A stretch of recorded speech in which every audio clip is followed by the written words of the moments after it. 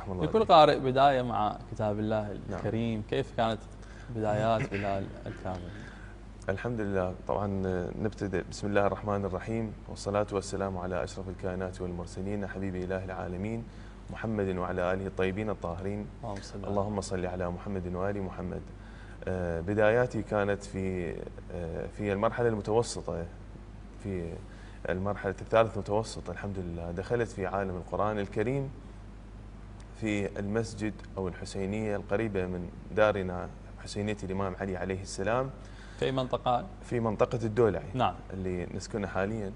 فكانت هذه البداية، والحمد لله كانت بداية هي بشكل ختمة قرآنية كاملة نختم على يد الأستاذ المجاز.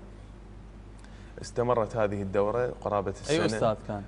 حقيقة احنا يعني مجموعة من الأساتذة كانوا من خيرة الأساتذة ما شاء الله. اللي درسني في أول مرحلة هي أول دورة قرآنية. نعم، أول دورة قرآنية أو أول ختمة للمصحف برواية حفص عن عاصم، القارئ حيدر السعدي.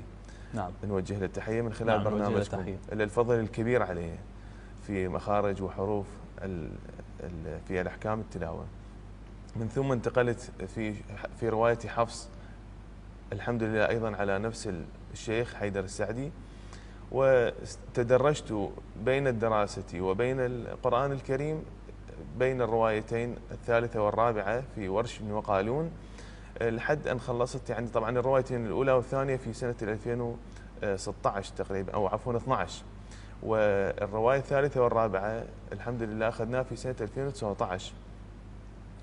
كانت هذه البداية، والحمد لله أنه يعني قدرنا من خلال هذه الختمة عفوا أنه نضبط جميع الأحكام، نتعرف على آلية القراءة، كيفية التعامل مع المصحف، والحمد لله.